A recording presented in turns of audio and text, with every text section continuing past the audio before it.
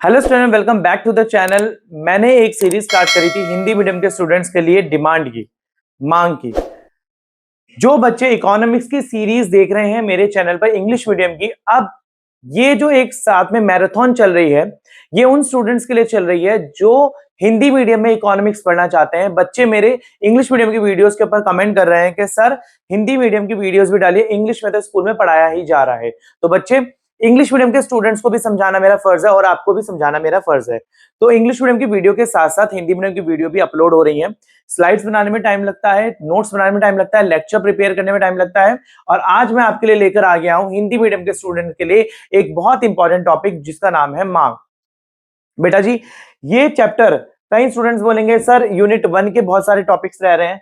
तो बेटे, मैंने यूनिट 1 के अभी कुछ टॉपिक्स में आगे भी कराऊंगा आपको। अभी मैं उसमें से छांट रहा हूं कि क्या लास्ट बेस्ट रहेगा आपके लिए, क्या क्या एग्जाम में, क्योंकि बहुत सारा मटेरियल है। एग्जाम्स आपके 2 महीने बाद है, मेरे को प्लेलिस्ट भी कंप्लीट करनी है कि ताकि आपको सबसे ज्यादा वो चीजें प्रोवाइड करा सकूं जो एग्जाम पॉइंट ऑफ व्यू से सबसे ज्यादा इंपॉर्टेंट है।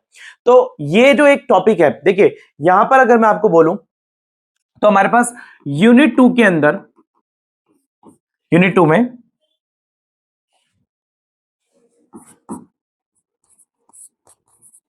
सबसे पहले आ जाता है अपने पास मांग। सेकंड पर आ जाता है यहां पर मांग की लोच। इसके बाद आ जाता है पूर्ति, और फिर आता है पूर्ति की लोच।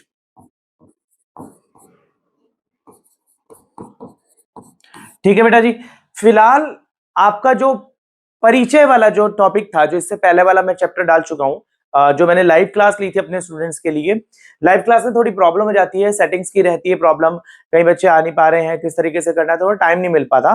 तो मैं आपके लिए रिकॉर्डेड क्लास भेज रहा हूं ताकि आप आराम से देख सकें। तो देखिए, ये 4 टॉपिक आने वाली कुछ वीडियोस में ये चारों टॉपिक कवर कर लूंगा, और ये चारों टॉपिक आपका 10 से 20 मार्क्स के होते हैं। ये चारों टॉपिक से 10 से 20 मार्क्स के क्वेश्चन आ जाते हैं। तो हम आज सबसे पहले अपने पास टॉपिक करने जा रहे हैं मांग।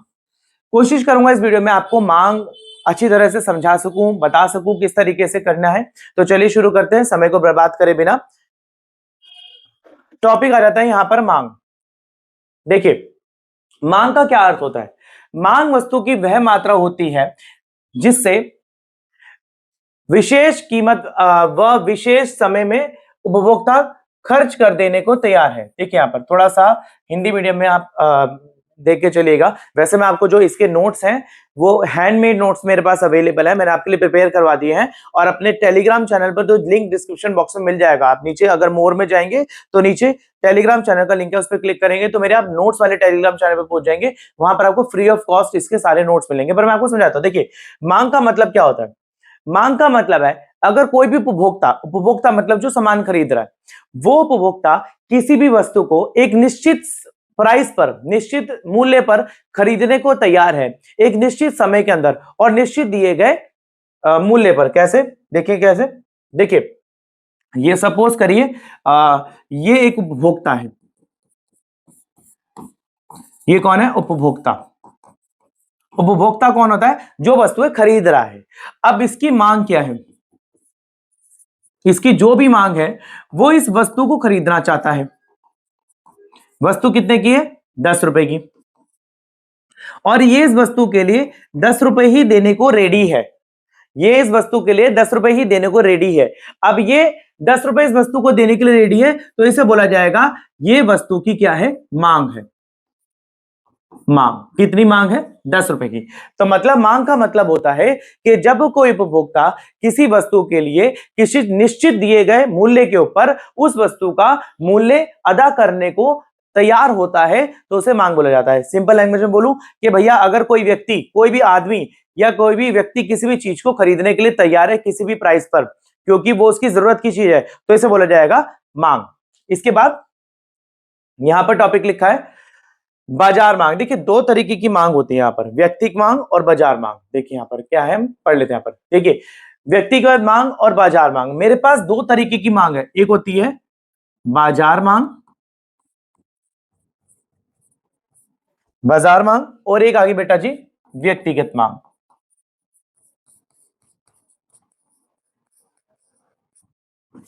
देखो, बाजार मांग और व्यक्तिगत मांग क्या होती है, देखिए यहां पर ध्यान से पढ़ेंगे हम।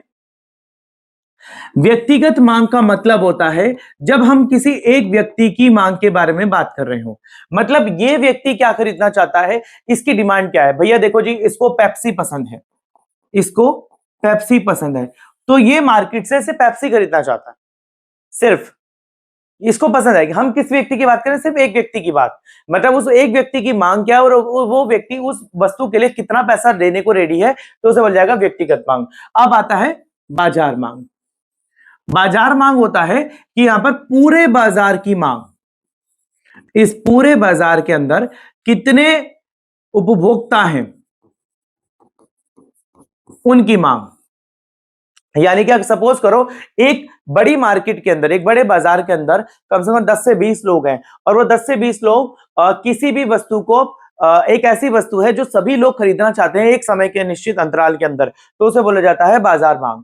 और मतलब कि सारे ही उपभोक्ता उस चीज को देने के लिए, जैसे कि अगर हम देखें नूडल्स बहुत आजकल फेमस है, यहां पर देखिए नूडल्स जो है यहां पर बहुत फेमस है। मेरी थोड़ी हिंदी बेटा जी थोड़ी वीक है, मैं आपको फिर भी ये चैप्टर हिंदी में लेकर आया हूं ताकि मेरे हिंदी मीडियम वाले स्टूडेंट समझ सके। मेरे को पता है कि किस चीज को क्या कहते हैं, थोड़ा राइटिंग सेक्शन में प्लीज एडजस्ट कर लेना। देखो नूडल्स, नूडल्स जो है सभी लोगों को पसंद है और सारे ही लोग मिलकर उसको खरीदना चाहते हैं। अब सारे ही लोग उस नूडल्स को मिलकर खरीदेंगे तो उसे क्या बोला जाएगा, बाजार मांग। मतलब एक बाजार के अंदर एक से ज्यादा उपभोक्ता किसी निश्चित वस्तु को खरीदने के लिए तैयार है एक निश्चित समय के अंतराल। वो निश्चित समय कौन सा होता है, वो निश्चित समय होता है फाइनेंशियल ईयर, यानी कि एक साल, जो कि हमारा जिसे बोला जाता है वित्तीय वर्ष। वित्तीय वर्ष कब से कब तक होता है, यह होता है 1 अप्रैल से 31 मार्च, इसे बोला जाएगा वित्तीय वर्ष। ठीक है बेटा जी। तो व्यक्तिगत मांग क्या होती है, व्यक्तिगत मांग होती है यहां पर जो किसी एक व्यक्ति की मांग। अब उस व्यक्तिगत मांग को निर्धारित करने वाले कौन से तत्व हैं, मतलब उस व्यक्तिगत मांग को कौन से तत्व निर्धारित कर रहे हैं, मतलब मेरी मांग, मतलब अकेले मेरी मांग को कौन से तत्व हैं जो मेरे मांग को निर्धारित कर रहे हैं। पहली चीज आती है वस्तु की कीमत। देखिए यहां पर वस्तु की कीमत, वस्तु की कीमत कैसे, वस्तु की कीमत को अगर हम यहां पर समझे तो यह आती है, देखो किस तरीके से। देखो ये एक वस्तु है और अगर इसका मूल्य बढ़ता है तो इसकी मांग क्या होगी, घटेगी। अगर इस वस्तु का मूल्य 10 रुपए से 15 रुपए हो जाता है तो इसकी मांग क्या होगी, घटेगी। बट तो इसका यहां पर क्या है कि उल्टा, विपरीत, विपरीत संबंध, मतलब मूल्य का मांग के साथ विपरीत संबंध है। मूल्य का मांग के साथ विपरीत संबंध है, यानी किसी वस्तु की मूल्य बढ़ेगा तो उसकी मांग घटेगी। अब इसका उल्टा देखते हैं। देखिए अब इसी वस्तु का अगर मांग बढ़ जाएगी, इस वस्तु की मांग क्या हुई, बढ़ गई, तो इसका मूल्य भी बढ़ेगा। मतलब मूल मांग का मूल्य के साथ स्पष्ट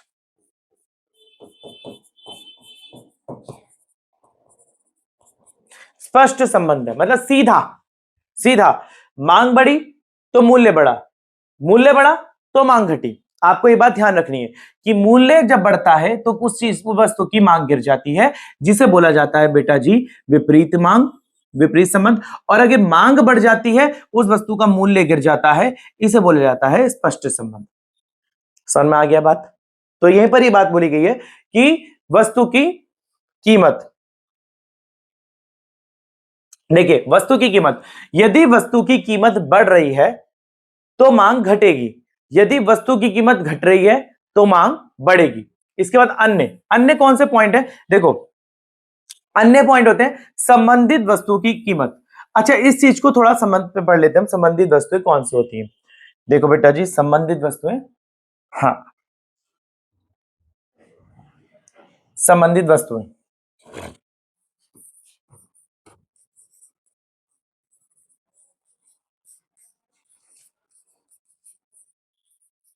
देखिए यहां पर आपके लिए लिखी है संबंधित वस्तुएं। मैं आपको बता देता हूं यहां पर कि ये संबंधित वस्तुएं हिंदी मीडियम के स्टूडेंट्स के लिए लिखी हुई यहां पर।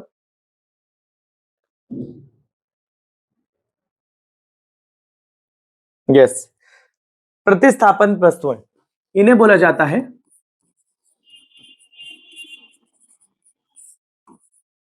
प्रतिस्थापित वस्तुएं। देखो भाई बेटा जी, प्रतिस्थापित वस्तुएं कौन सी होती हैं? प्रतिस्थापित वस्तुएं वो वस्तुएं होती हैं जिनको एक के स्थान पर यूज करा जा सकता है, इस्तेमाल किया जा सकता है। जैसे कि ये चाय है और ये कॉफी है, ठीक है। अब अगर चाय का मूल्य बढ़ जाता है तो कॉफी की मांग बढ़ जाएगी। कैसे? देखिए, ये चाय के स्थान पर मैं कॉफी को पी सकता हूं, चाय के स्थान पर मैं कॉफी को पी सकता हूं, बट अगर चाय का मूल्य बढ़ जाता है तो मैं चाय का इस्तेमाल कम कर दूंगा और कॉफी की डिमांड बढ़ा दूंगा। तो इस चीजों को बोला जाता है प्रतिस्थापित वस्तुएं। मतलब वो वस्तुएं जो एक दूसरे के स्थान पर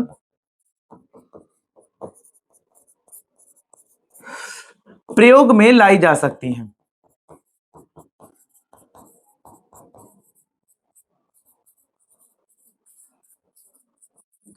वो वस्तुएं जो एक दूसरे के स्थान पर प्रयोग में लाई जा सकती है उन्हें बोला जाता है बेटा जी प्रतिस्थापित वस्तुएं। ठीक है, आप इसको जल्दी से एक डेफिनेशन लिख लीजिए। मैं आपके लिए कुछ और चीजें निकालूं यहां पर आपकी बुक में से। 2 मिनट का टाइम दीजिए बस मेरे को।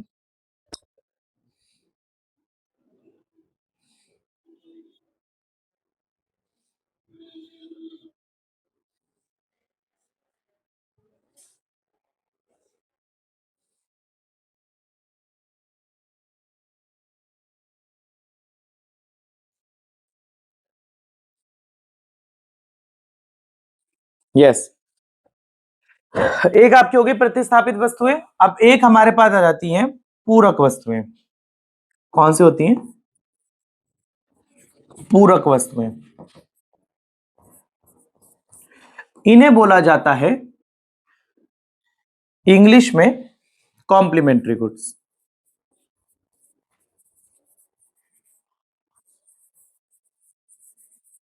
ठीक है बेटा जी, और इन्हें बोला जाता है सब्स्टिट्यूट गुड्स। बेटे जी, जो मेरे नोट्स आपको मिलेंगे मेरे टेलीग्राम चैनल पर वो हिंदी इंग्लिश दोनों में होंगे। हैंडमेड नोट्स है, ऊपर इंग्लिश में होगा आंसर या हिंदी में नीचे होगा, या हिंदी में ऊपर होगा या इंग्लिश में नीचे, ऐसा कुछ आपको नोट्स मिल जाएगा। तो वो आता है। देखो, पूरक वस्तुएं क्यों होती हैं? जो एक के बिना दूसरी को प्रयोग में नहीं लाया जा सकता। एक के स्थान पर दूसरी वस्तु को प्रयोग में नहीं लाया जा सकता। कैसे? चलिए देखते हैं, पढ़ते हैं।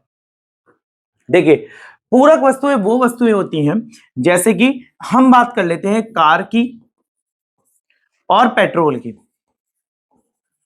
देखिए, अगर पेट्रोल का मूल्य बढ़ेगा, अगर पेट्रोल का मूल्य बढ़ेगा तो कार की मांग घटेगी, जो पेट्रोल से चलने वाली कार होगी।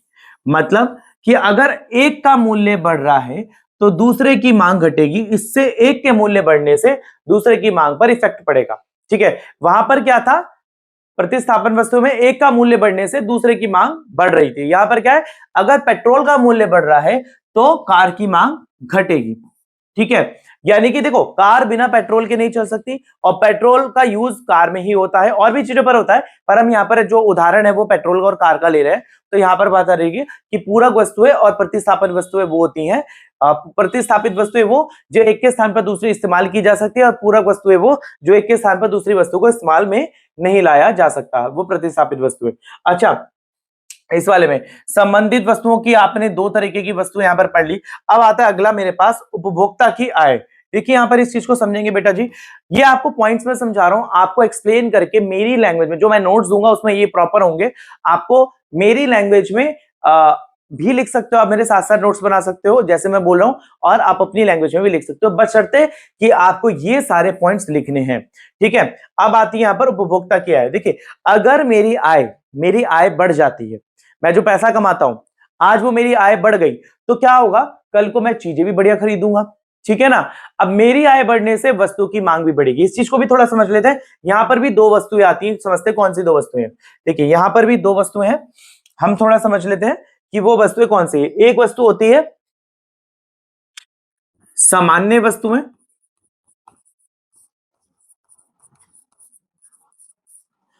एक होती है यहां पर निकृष्ट वस्तुएं।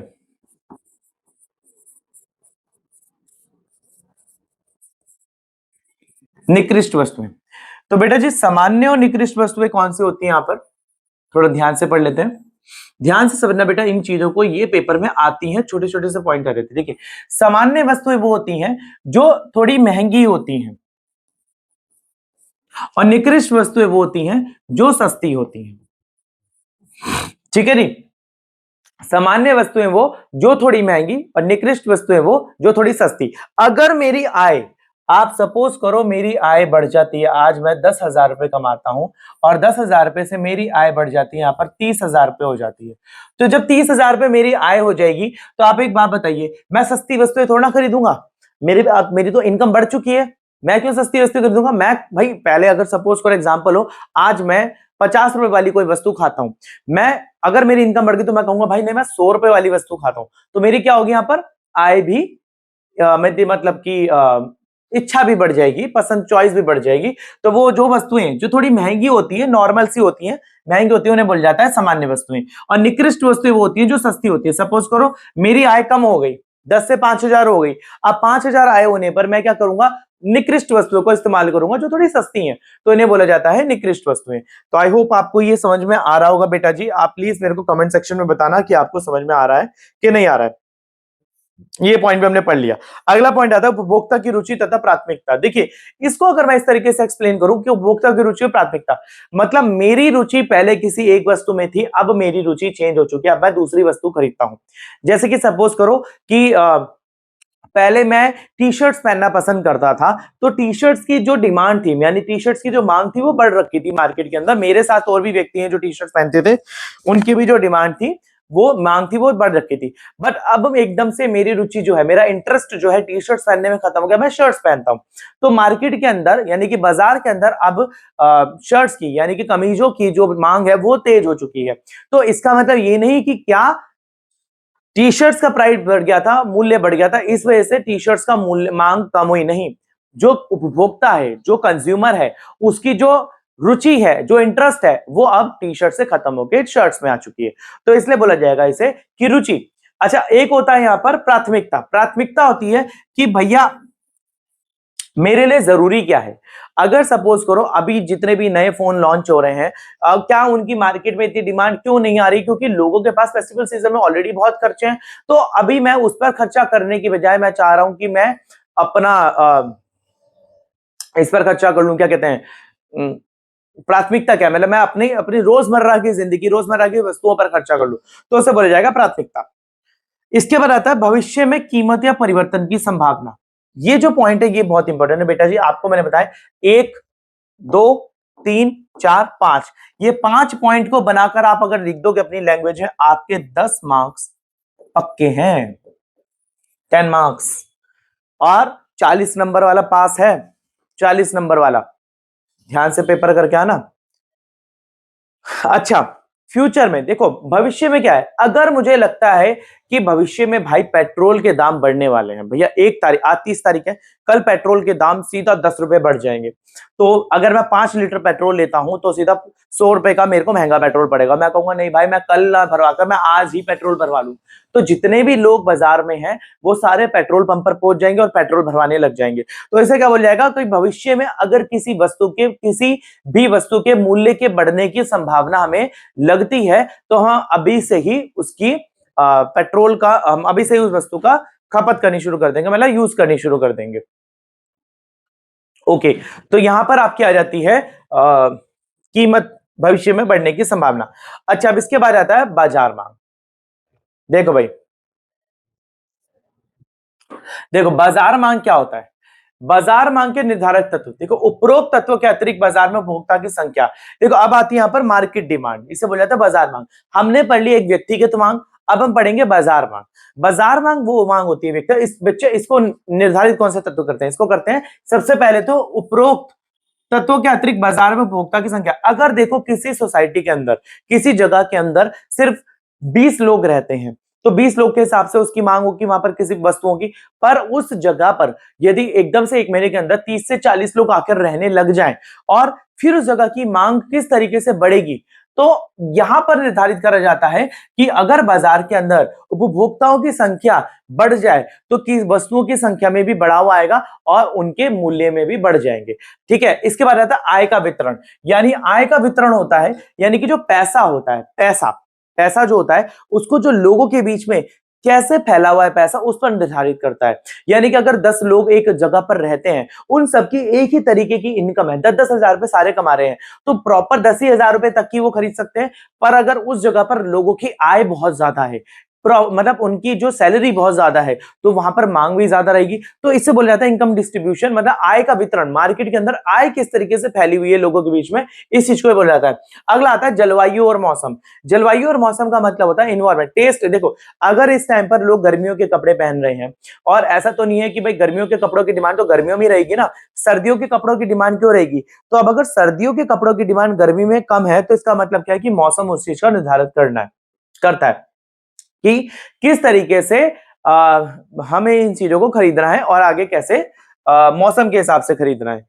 1 मिनट का टाइम दीजिए, मैं देखूं कोई चीज आपकी रह तो नहीं रही है।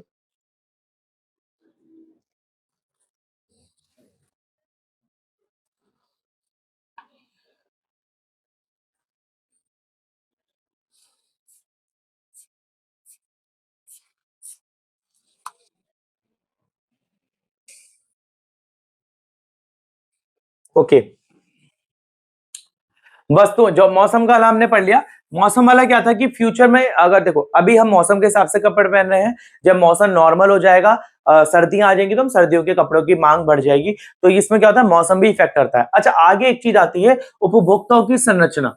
देखो भाई, उपभोक्ताओं की संरचना होती है, यानी कि कुछ व्यक्ति बाजार के अंदर किन वस्तुओं की क्या बात होती है कि मार्केट के अंदर कई व्यक्ति के पास कोई ध्यान ही नहीं देता है, अज्ञानता, इसके लिए बोला जाएगा अज्ञानता। अज्ञानता मतलब कि मार्केट में कई कंज्यूमर ऐसे होते हैं, उपभोक्ता, जो कि चीजों का पैसा ही नहीं पूछते हैं और सीधा जाकर वस्तुओं को खरीद लेते हैं। यानी कि ये वस्तु इतने की है, अच्छा ठीक है भाई दे दो, बहुत सामान, पैसा भी नहीं, रेट भी नहीं पूछते, वो सीधा ले लेते हैं। तो इसे बोलते हैं उपभोक्ताओं की संरचना, मतलब किस तरीके के उपभोक्ता है, कंज्यूमर मतलब ग्राहक। उपभोक्ताओं का आपका एक मतलब ये होता है कि ग्राहक, कि किस तरीके के ग्राहक हैं यहां पर, तो इसे बोला जाएगा उपभोक्ताओं की संरचना। तो बेटा जी यहां पर आपको मैं क्या करता हूं, यहां पर देखिए, यहां पर आपने पढ़ा उपभोक्ताओं की संरचना। एक कुछ वस्तुएं मेरे पास है, ये रहा, देखिए कुछ वस्तुएं कैसे यहां पर एफ, देखो किस तरीके से आप निर्धारित करोगे बच्चे, हिंदी मीडियम वाले बच्चे, एक बात मैं आपको समझा दूं। देखो पी को तो आप पी ही लिखोगे, एक्स को तो आप एक्स ही लिखोगे, वाई को तो वाई लिखोगे, टी को तो टी लिखोगे। ये तो आप शॉर्टकट्स तो याद रखने पड़ेंगे ना बेटा।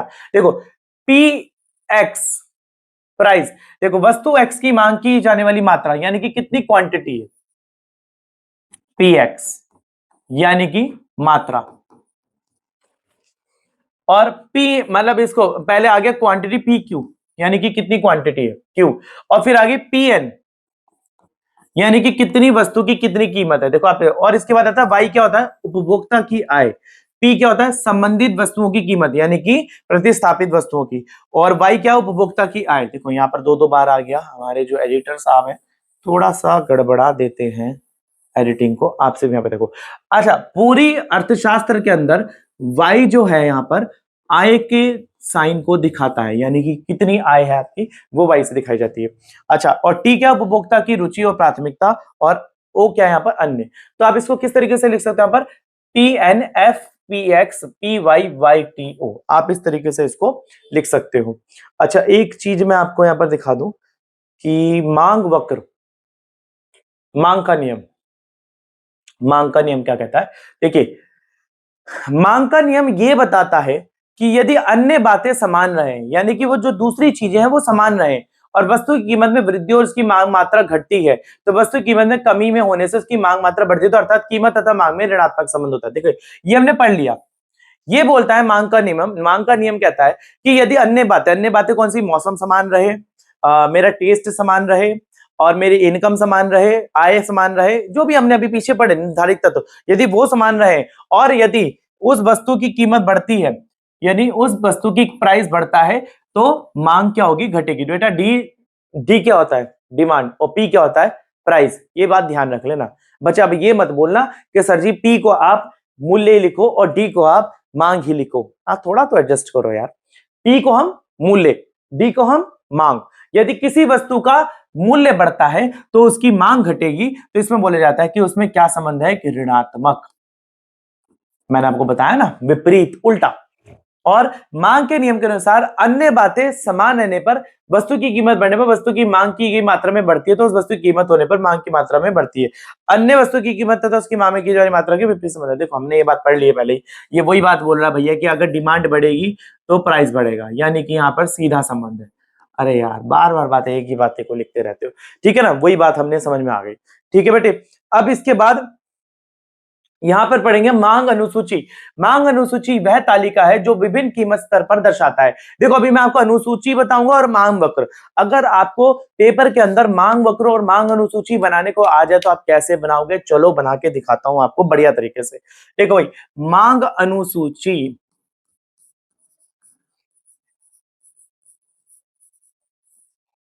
मांग राइटिंग बढ़िया हो गई मेरे हिंदी में, कोई बच्चा ये नहीं कहेगा सर जी की राइटिंग खराब है। मांग अनुसूची, ठीक है बेटा जी। ये आ गई आपकी मांग अनुसूची। अब कैसे, अब देखिए यहां पर प्राइस, अगर इसको ऐसे बनाते हैं, चलो मांग अनुसूची को इस तरीके से बनाते हैं, मूल्य और मांग, ठीक है, यानी कि प्राइस और डिमांड। अच्छा ये हम बना रहे हैं किसके लिए बेटा जी, ये हम बना रहे हैं व्यक्तिगत के लिए। ये है मेरा व्यक्तिगत की मांग वक्र, व्यक्तिगत की मांग वक्र। अच्छा अगर किसी वस्तु का प्राइस 10 रुपए है, ठीक है, तो उसकी मांग कितनी है, 100 रुपए। और यदि उस वस्तु का मूल्य 5 रुपए हो जाता है तो उसकी मांग कितनी हो जाएगी, 200 रुपए। देखो मूल्य घटा तो मांग बढ़ी, इसे बोला जाएगा मांग अनुसूची, यानी कि तालिका। देखो अगर मैं इसको इस चीज में बना दूं तो ये प्रॉपर अच्छा सा लगेगा आपको। ये देखो ये मांग तालिका पर व्यक्तिगत की है। किसकी बेटा जी, ये व्यक्तिगत की है, व्यक्तिगत मांग वक्र। ठीक है, इसको हम बना के देखते हैं। देखो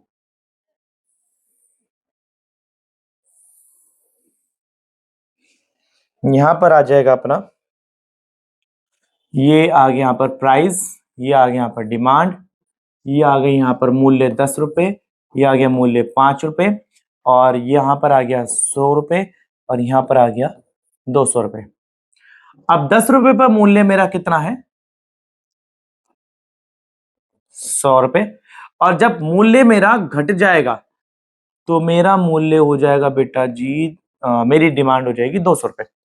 और इसके बाद मेरा क्या रहेगा यहां पर, ये वाली जो है मेरी, ये आ गई यहां पर व्यक्तिगत मांग।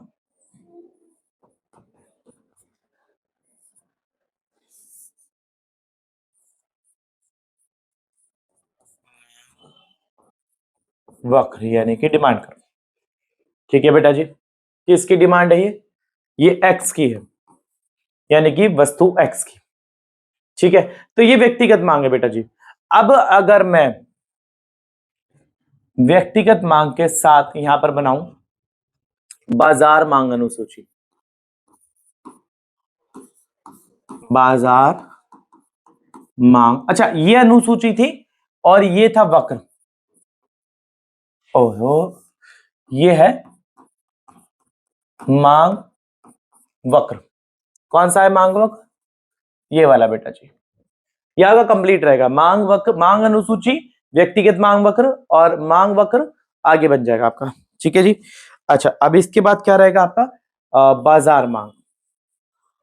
बाजार मांग को किस तरीके से दर्शाया जाएगा? यहां पर दो वस्तुओं को लिया जाएगा बाजार मांग में, दो वस्तुओं को, ये प्राइस और ये आ गया वस्तु एक्स, और ये आ गई वस्तु वाई, और ये आ गई एमडी। एमडी का मतलब क्या होता है? एमडी का मतलब होता है यहां पर बाजार मांग। ओके, अब अगर वस्तु यहां पर हम लगा लेते हैं कि यहां पर 10 रुपए पर हम इस चीज को ले रहे हैं 100 रुपए, और इसकी मांग है 150 रुपए, और अब 5 रुपए पर इसकी डिमांड हो जाएगी यहां पर 200 रुपए। ठीक है, और इसकी डिमांड हो जाएगी 250 रुपए। अच्छा बेटा जी, अगर आपको बाजार मांग निकालनी हो तो वो कैसे निकालेंगे? बाजार मांग निकालेंगे x plus Y is equal to M D, यानी कि वस्तु x और वस्तु y बराबर में हो गया बाजार मांग। ये क्या है मेरा? बाजार मांग। ओके, अच्छा 100 और 150 यहां पर हो गया मेरा 250, और 200 रो ये 450, ये मेरी निकल के आ गई बाजार मांग।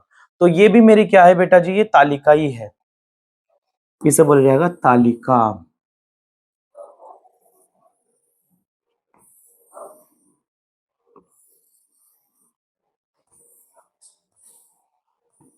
ये तालिका, ठीक है, चल बढ़िया हो।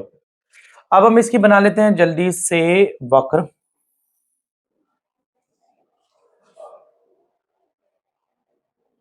यहां पर आ गया प्राइस 10, और यहां पर आ गया प्राइस 5, ये प्राइस, ये डिमांड, और नीचे का अगर हम ले लें यहां पर तो एक्स ले लेते हैं यहां पर, तो 200, 300, 400। ठीक है बेटा जी। अब प्राइस पहले कितना था? यहां पर प्राइस 10 था एक्स का, और मांग कितनी थी इसकी? 100। अच्छा 5 हो गया तो इसकी मांग कितनी हो गई?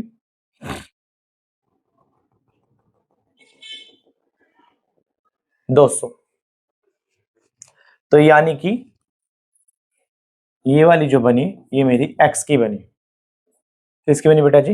एक्स की। अच्छा, अब y 10 पर कितना है मेरा? y मेरा 10 पर है 150, इसको दूसरे से ले लेते हैं। y मेरा 10 पर है 150, ये आ गया 150, और 5 पर आ गया ये मेरा 250,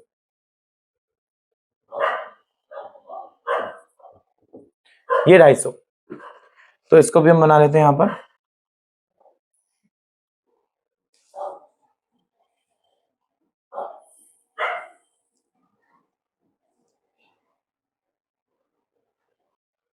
लो, ये बन गए यहां पर, ये मेरी बन गई y की बाजार मांग। अच्छा, अब बनेगी बाजार मांग, x और y की बन गई। बाजार मांग कितनी कह रही है? 10 पर कितनी है? 250। बाजार मांग आ रही है मेरी 10 पर 250। लो जी, 10 पर 250, और 5 पर आ रही है 450।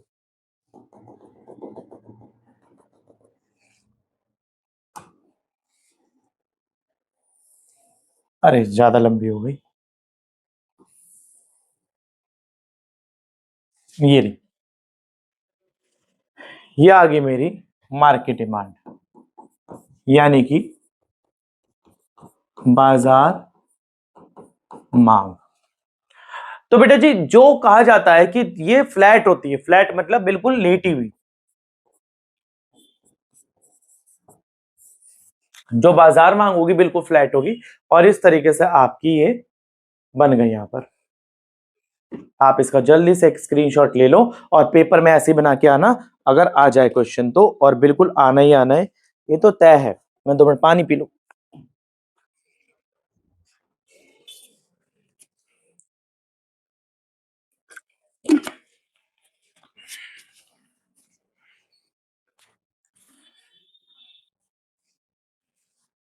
ठीक है बेटा जी, तो यहाँ पर मांग वक्र देखिए यहाँ पर बनी हुई है, मांग वक्र का ढाल, कीमत में परिवर्तन, मांग की गई मात्रा यहाँ पर बना रखी थी मैंने पहले आपके लिए। इसके बाद हमारे पास देखो, अच्छा एक बात ये दिखा है, यहां पर हमारा टॉपिक हम इतना ही खत्म करेंगे, आगे हम मांग वाला चैप्टर पार्ट 2 में खत्म करेंगे, क्योंकि इंग्लिश मीडियम वालों को भी पार्ट 1 पार्ट 2 में 2 बार में खत्म होगा। तो इस तरीके से बेटा जी यहां पर मेरा ये सेशन खत्म होता है पार्ट 1 मांग का। मैंने आपको समझाया कि व्यक्तिगत मांग और बाजार मांग क्या होती है, उसको निर्धारित करने वाले तत्व क्या होते हैं, और आगे आपको बताया कि किस तरीके से इनका अनुसूची बनाई जाती है और इनके मांग वक्र कैसे बनाया जाएगा। हमने मांग वक्र बनाया। अब अगली वीडियो में हम क्या देखेंगे कि ये इनको निर्धारित करने वाले क्यों होता है मांग वक्र का ढाल नीचे, और क्या क्यों होती है मांग वक्र, कैसे इधर इस तरीके से ऊपर से नीचे की ओर क्यों जाती है। तो हम ये निर्धारित करने वाली बातें समझेंगे, और अगली क्लास में मैं आपका मांग का ही वाला चैप्टर जो है खत्म करा दूंगा, और फिर हम स्टार्ट करेंगे मांग की लोच, फिर स्टार्ट होगा पूर्ति, फिर पूर्ति की लोच, ऐसे हमारा यूनिट 2 खत्म हो जाएगा, फिर हम यूनिट 3 की तरफ आएंगे। और अगर आप मेरे चैनल पर नए हैं, हिंदी मीडियम से पढ़ना चाहते हैं इकोनॉमिक्स को और बीएलएलबी के सारे सब्जेक्ट्स को, तो प्लीज इस चैनल को अभी ही सब्सक्राइब करें और लाइक का बटन दबाएं और फ्रेंड्स के बीच में शेयर कर दें। और फ्री नोट्स के लिंक के लिए नीचे मोर में जाएं, नीचे टेलीग्राम का चैनल का लिंक है, उसको क्लिक करें और जल्दी से जल्दी चैनल को सब्सक्राइब कर लें। मिलते हैं अगली वीडियो में, तब तक के लिए धन्यवाद।